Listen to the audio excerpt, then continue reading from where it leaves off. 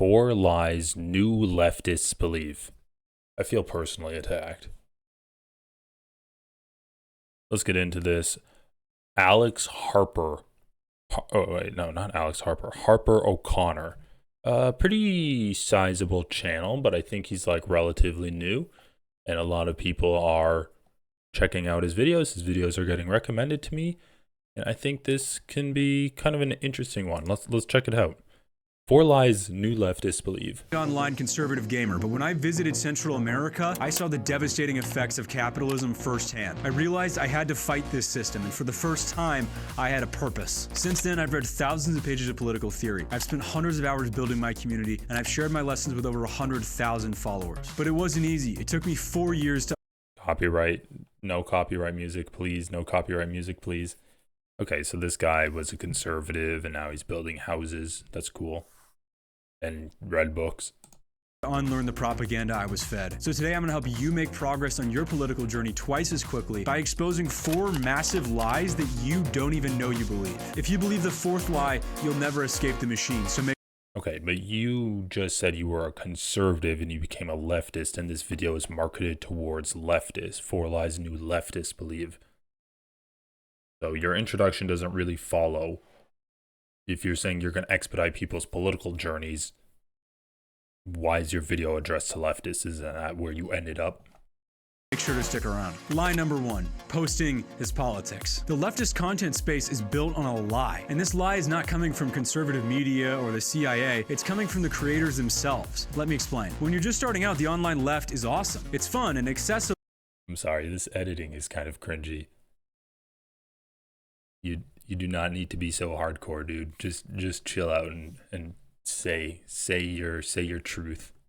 And it's reassuring to know that other people are seeing the same things you're seeing. The internet was probably your first introduction to leftist thought. The problem is that these videos can only get you so far before they start to slow down your progress. That's because in the attention economy, creators have to be different to get noticed, which makes every commentary-focused space a cesspool of call-outs and drama and hot takes. But it gets worse. You probably notice that Pretty much every leftist channel I watch is not drama or hot takes or stuff like that. It's actually talking about news and politics. Kalinsky, Majority Report, Hassan, Vosh, everyone from the leftist mafia, Rational National. Yeah, it's not really drama politics. Because usually people that are drama politics aren't really leftist. They're not really progressive. They don't really have any kind of politics or anything like that. Online left will talk about the evils of the system all day long, but they never tell you what to do about it. That's because these creators need to keep you watching to make a living. So they all talk about politics in this ironically detached way that keeps you interested enough to passively consume their content, but never equips you to take action. If you want— What kind of politics, what kind of political YouTubers is he watching? Who is he watching that's talking about politics in this ironically detached way? Every single political YouTuber that I can think of is extremely earnest in their advocacy. Even conservatives are like that. The only ones that I can kind of think of are like Tim Pool and guys like that who are like, oh yeah, like their main target is like middle school boys like Andrew Tate and Tim Pool, where they're like trying to be this centralist above it all. I'm not a conservative, I'm not a liberal, I'm like a centrist. That's kind of ironic and detached, but leftists being ironic and detached, being above it all, not telling you to advocate for stuff, and saying that like just being hyper focused on drama and call outs and being like grandiose and flashy, getting attention that way. That's what, like, I'd love to hear him say an actual example. Let's see, what does he have here? Ready to start your political education journey. Politics, fascism, nothing ever happens. Oh, is this guy like an actual tanky? I also want to add my voice here, someone who has spent a tremendous time organizing in revolutionary circles, that putting forward picking up trash as an outlet for our energy can easily set people on the path for quick burnout. Seen it happen many times, and what I've found is that burnout doesn't have as much to do with the literal number of hours and energy put into organizing as with the returns you get out of it. Yeah, that makes sense. You're tapping into the motivational self-help stuff people find in figures that normally draw them to the far right, but you're drawing people to the left and getting his. But he's lying. What is this? I'm autistic and I've been in burnout for 4 years. I've been so ashamed that I'm not doing the work because I'm stuck at home, afraid of socializing. I started weeping when you said at least go pick up trash, because I just did that yesterday while walking my dog, and we do it whenever we see trash. That's great. I'm so glad you're here and you're so necessary right now. It's time to step out of our fear and into the fight. Respect. Start anywhere. Let's build a better world as possible. This is weird. Maybe I should reach out to this person. I'm so a better world as possible. Oh, why does he kind of seem like AI to me? Needed to hear this today. Trying to quit using weed and go to the gym every day. Making incremental progress, but my subconscious is still beating me up. I'll get better and I'll do what I can do to help others, one step at a time. I mean, that's great, but like leftist political advocacy is, of course, self-help is always great, but I'm interested to see what he says. Like, picking up trash is great community service, but it's not really that good in terms of actually affecting political change. Like, you should call your senators, you should call your state representatives, call your congress people. Try to organize with other groups that are local to you. See if there is a socialist group or a progressive group in your area. Reach out to them. That's what you should do. Volunteer with the Democrats. Canvass. Do phone banking. There's a lot of stuff you can do that actually has an impact, and picking up trash is great, but when you're trying to achieve political goals, picking up trash is not really it's not really in the direction of achieving political goals. Want to break free from this lie? Here's how. Literally pause the video right now and reach out to your local organization and ask them what you can do to get involved. Or if you don't have any organizations. What organization? I know I just said that, but Attached way that keeps you interested enough to passively consume their content, but never equips you to take action. If you want to break free from this lie, here's how. Literally pause the video right now and reach out to your local organization and ask them what you can do to get involved. Or if you don't have any organizations in your area, sign up for a time slot at the local food kitchen. If you don't have much time, just grab a bag from under your sink and go take a walk around your neighborhood and pick up trash from the side of the road. If you can commit yourself to making the world a better place right now, then you can watch the rest of the video. You have my respect. But 90% of you won't do it because you still believe the lie that politics is a spectator sport. None of the Dude, I'm sorry, but picking up trash is not taking part in politics. I mean, you can pick up trash. You can volunteer at your local soup kitchen. You can go volunteer to read books to kids at libraries and help them with homework and stuff. That's all great. That's all community building. But none of that has to do with politics. Politics is about getting your view of the world impressed upon the world. It is basically about power and having people with similar views to you to have the power to actually enact those views upon the world. So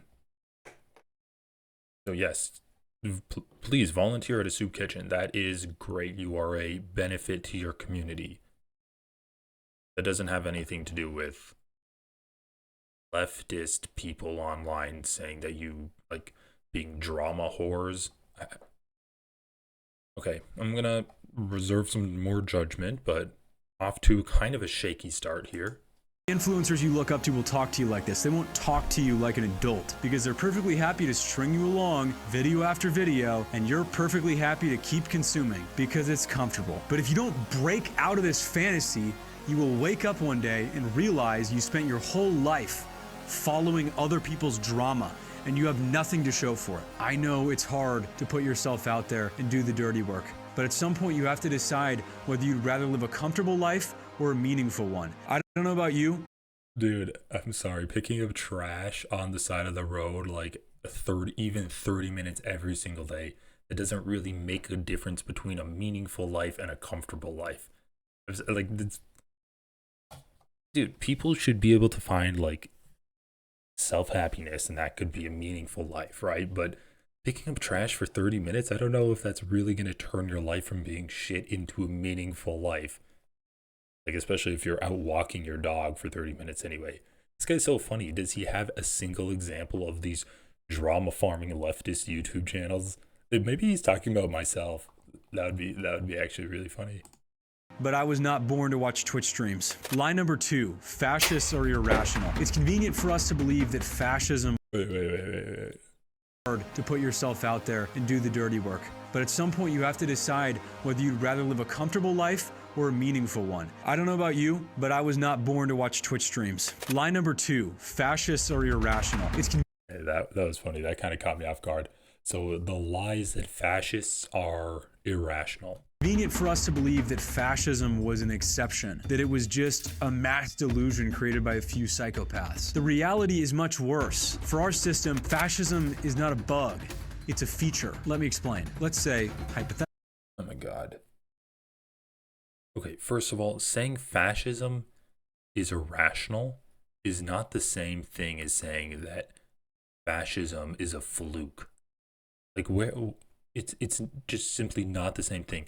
It's a once in a lifetime thing as fascism.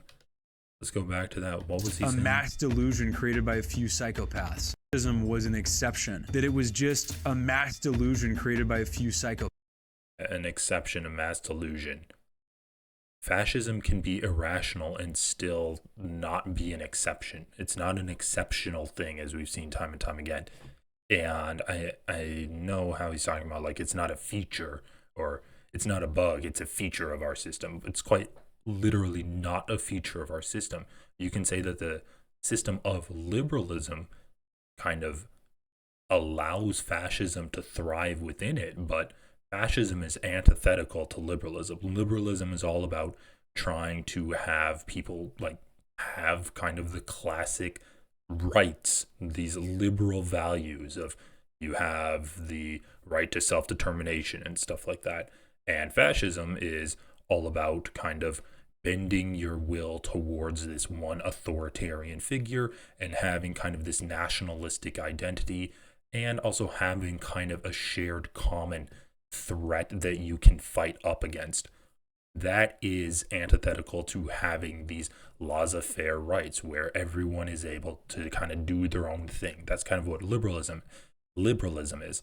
Fascism will grow up within that and kind of stamp out liberalism, that liberal freedom that you enjoy underneath that. You have to kind of be in the same kind of vein and culture as everyone else. You have this very monocultural, authoritarian, top-down view of the world. And so yes, fascism is not a feature of liberalism. It is kind of an option that liberalism can devolve into, but then you're not dealing with the same system of liberalism. So let's continue to see what he says here. The reality is much worse. For our system, fascism is not a bug, it's a feature. Let me explain. Let's say, hypothetically, you were ruled by a party whose only real priority was enriching the 1% at the expense of everyone else. The Fed loaned the banks $7.7 trillion. Let's say, hypothetically, that this ruling class suppressed progressive movements at home and engaged in brutal violence abroad to maintain the flow of cheap labor and raw materials for their backers, all while claiming to be the party of decency. I'm speaking. Let's say, hypothetically, that because such a party could not promise to meaningfully improve people's lives, they were limited to running on a platform of preserving the status quo, in a time when their institutions had already lost public trust and the hypocrisy of the elites was on full display. Let's say, hypothetically, the people are angry. They know they're being lied to. They vote for a sledgehammer. Because this hypothetical party could not acknowledge the crisis, and because it would crush any alternatives, they'd know they were paving the way for right-wing populism, but they'd risk it every single time. Why? Because to them, it'd be preferable to— Okay, so, I mean, I'm going to let him finish his thought, but what he's describing here is just kind of liberalism and basically maintaining capitalism. And when he's talking about how people are fed up with that, that's true, but that's kind of the people that are fed up with this liberal capitalist system will bend into populism. It's not necessarily right-wing populism, it could be left-wing populism. That's why the Democrats did work very hard to make sure Bernie Sanders lost in both the 2016 and 2020 elections, because that was a very real threat of left-wing populism rising up to kind of dethrone this neoliberal economic view that like Obama and Clinton had over the country. So what the issue though is that I hate this framing. There are two parties, both parties serve capitalism. However, the Democrats do make meaningful changes in people's lives. I mean, Biden did make meaningful changes for the lives of working class Americans. He made it much easier to unionize. He made much hard. He like really strengthened up the National Labor Relations Board. He made massive investments in our infrastructure with the CHIPS Act. He actually was like the most pro-labor president in our lifetime, or at least in my lifetime, and in the last 24 years. The issue is Republicans try to undo that all the time. So it's like both parties serve capital. However, the Democrats do have like a bit of a pro-labor bend to them, especially under Biden. And the Democrats actually do try to make life better for American workers and just Americans in general, while trying to maintain their subservience to capitalism. So the Democrats will kind of try to appease capitalists and workers at the same time, whereas the Republicans will just try to make life worse for the workers, but they will be open to changing their stances to try to appease their base on cultural issues. And the Democrats do that too. Don't get me wrong. The Democrats for sure do that too. However, the Democrats are also more supplicant to getting molded by their base to actually help them on material issues. And don't get me wrong, the Democrats still fucking suck when it comes to labor issues and stuff like that. They still do serve capital at the end of the day. However, the conflation between the Democrat and Republican Party is just straight up a lie. If you're going to say that there is one party leading to fascism, I mean, you can say that the Democrats, which are the liberal group right now in the country, allowed fascism to happen, but it's really the conservative Republicans that are the fascist party right now. So I really don't appreciate this guy talking about how, like, yeah, the Democrats are the fascist party. Anything that challenged the almighty dollar. If we label fascism a historical glitch and put it away on the shelf, then we don't have to grapple with the reality that drives millions of people to right-wing populism. That's just, no one's fucking doing that. Every single left-wing media outlet I saw online, and even on mainstream news, on NPR, on MSNBC, on CNN, were calling Donald Trump fascist. They're not just saying, yeah, fascism is a thing that happened with Hitler and Mussolini like 75 years ago. They were calling the Republicans and Donald Trump fascist. So I don't know where this guy's coming up with all of this.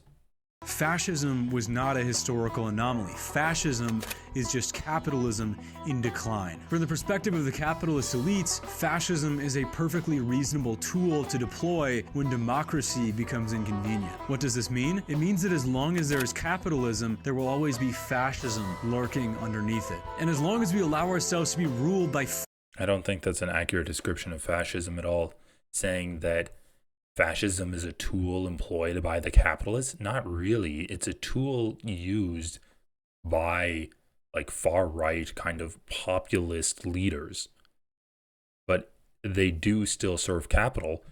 So instead of being like economically populist, they use cultural issues. Like Hitler was scapegoating the Jews, Donald Trump scapegoats immigrants and trans people. It's kind of like the same thing there.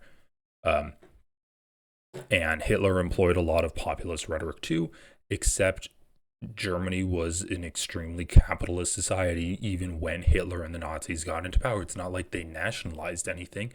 It's not like the government took control of industries and got rid of the profit motive for these corporations. Hitler simply worked with these corporations, and we're seeing Donald Trump do the exact same thing. Wow, he's working with Elon Musk. He's working with guys like Vivek Ramaswamy. He's just a stooge of the capitalist organization. But it's not that capitalists use fascism as a tool. Fascism is a result of capitalism squeezing the population so hard that there is general unrest and unhappiness with the system that we're experiencing. And then the population will go into fascism, or they'll go into, like, hopefully a left-wing uprising where you do see corporations getting decommodified and nationalized, and the government removing the profit motive from like core industries to society thriving. That's what I would like to see. But I mean, the corporations basically get to have their cake and eat it too with fascism, where it's like, we're now giving a target for all of this hatred and anger that the majority of the population is experiencing. We're going to aim it at immigrants. However, we're not actually going to do anything about the main cause of this anger and despair, which is corporations just squeezing the value out of people's everyday lives. So it's not that capitalism uses fascism. It's just that, like, he is kind of right. The fascism is capitalism in decay. It's just that the fascism is kind of a symptom of late stage capitalism, but not a use by the capitalists. Feckless liberals who refuse to challenge capitalism, right-wing populism will continue to have a dangerous appeal that those liberals will not be equipped to stand up to. So why does this matter? It matters because once we understand where fascism comes from, we understand how to fight it by building a left-wing populist alternative to take it on. If you're interested in building that alternative, then stick around. If not, you can go back to your cute little video essays. Line number 3, communism has never been tried. Communism has been tried, and it works. And no, I'm not talking about the Soviet Union or China or Rojava. As a matter of fact, I can guarantee that you experience this sort of communism every day. Let me explain. Basically, communism works under this principle: from each according to their ability, to each according to their need. At first glance, it doesn't seem like our society is communist, because it isn't. We make and distribute things based on profit, not on need. But if you look closer, you'll see that people behave like communists all the time, even if they claim to support capitalism. I'll explain with a story. A few years ago, a storm came through my neighborhood and knocked down a bunch of trees. When I came outside, I saw that a huge branch had fallen in my neighbor's yard. It was blocking his driveway, it was blocking the road, and it had smashed his car. So I got my saw and I went to help. But by the time I put my shoes on and got down there, something incredible had happened. The whole neighborhood had come out to help clear the road. The young men were hacking off branches, and the kids were dragging them away, and the old people were raking up sticks and leaves. But the most incredible thing was, we didn't stop when we cleared the road. We didn't want to. As we helped get the tree limb off the car and out of the driveway, the work became more like a block party. That day, I met some of my neighbors for the first time. It felt like we, the people, had finally taken matters into our own hands. And you could just see this Baby's first communism. That I did. The truth is, what we call communism is just the baseline expectation of most social interactions. As long as people aren't actually like enemies, they can be expected to help each other out. And if you experience a crisis like the story I just told you, you'll often find that capitalism just isn't practical. We're taking fire. Go get me some ammo. That'll be $5. I don't have cash. Do you do Venmo? No, but I have PayPal. Of course, our institutions are so blinded by ideology that this everyday communism will never be studied. After all, for most of human history, private property didn't exist. Whatever you hunted or gathered was just...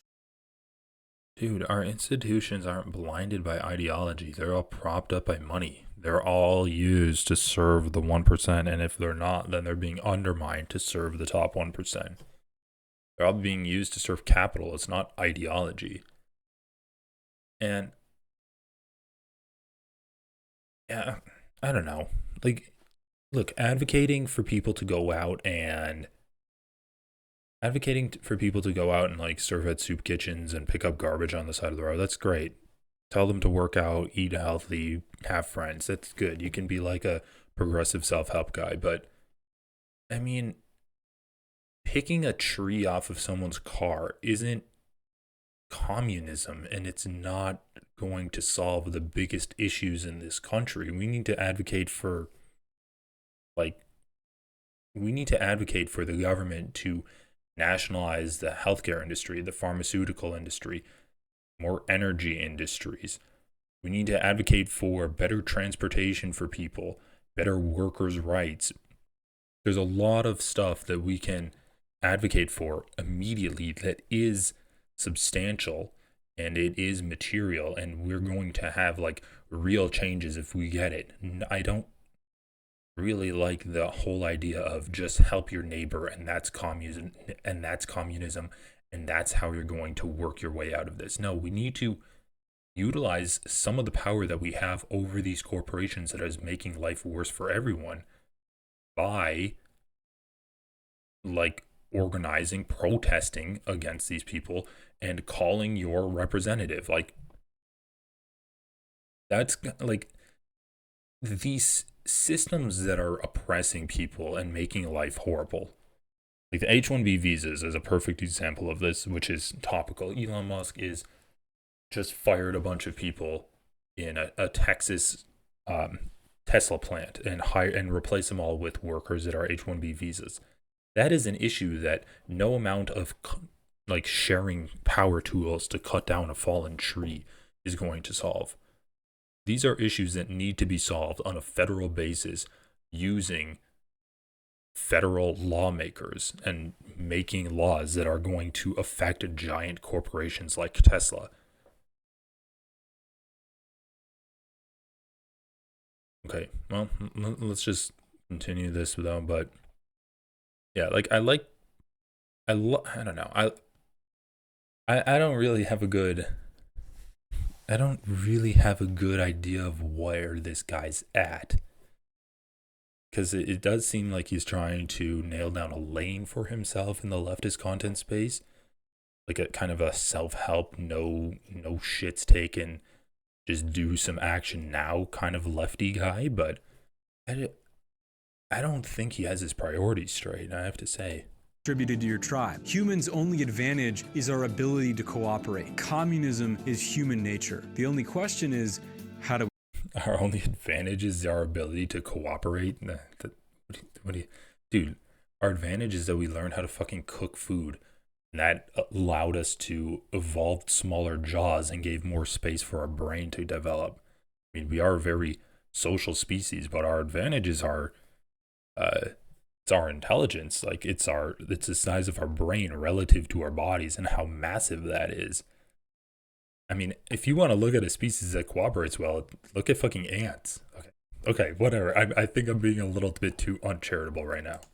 we scale it? You've probably never thought like this before, because the people in power have worked very hard to ensure that it's easier to imagine the end of the world than it is to imagine the end of capitalism. Think about that. They want any alternative to be unthinkable, and 99% of people will go right along with it. But once you realize that, as David Graeber put it, capitalism is just a really bad way of organizing communism, then you can start to think rationally about how society could be organized. And when you do that, your world starts to become three-dimensional again. Lie number 4. Nothing ever happens. The most dangerous lie that leftists believe, even if they wouldn't admit it to themselves, is this idea that nothing ever happens. And what do I mean by that? I'm talking about this mindset where even though you care about the future of humanity, and you might think getting involved is a good thing in the abstract, you don't really believe that fundamental change is possible. But if you stop to think about it, you'd actually agree this idea doesn't make any sense. Like, just close your eyes and imagine how different the world was 100 years ago. Not just like technologically, but also Okay, so you're saying 100 years from now something will have happened. Okay, I did not expect him to get that literal with it. I thought he was going to talk more about like general political apathy and how you should get involved. Not that on a grand scale, human civilization doesn't change in 100 years. Anyway, there's 2 minutes left of this video. I'm just not going to watch them. So listen, this guy seems fine, but it seems like he's talking about very basic stuff. And this video is essentially just, here are 4 straw men that I created, and watch me swat them down and then say kind of stupid things like pick up trash and you've been brainwashed by this, but communism is lending your neighbor a cup of sugar. I don't know. It's a little bit worrisome because, listen, self-help stuff is great. That's great, but you should also put that in the context of major issues that are wrong with this country that need to change as soon as possible. And when you're just saying that politics is you walking outside and picking up that dog shit that was left in your yard by your neighbor, politics is you serving soup at a kitchen, that's politics. It's like, those are great things to do, but those are not politics.